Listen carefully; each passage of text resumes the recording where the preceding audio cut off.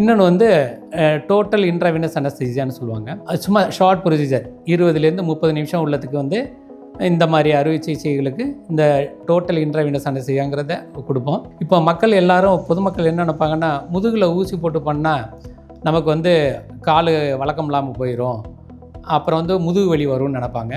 அது கண்டிப்பாக 100% அது மாதிரி வராது. முதுகில் வலி வர்றது நம்ம பொதுமக்கள் வந்து எந்த நிலையில் உட்காந்துக்கிறோம்.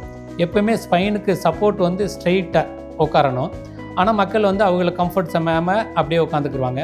ஐடி தொழில்நுட்பம் நிறையா வந்த பிறகு எந்த ஒர்க்கரும் வந்து வேலையாட்கள் வந்து ரொம்ப நேரம் ஒரே பொசிஷனில் உட்காந்துருக்கிறதுனால அவங்க முதுகு வலியெல்லாம் அவதிப்படுறாங்க.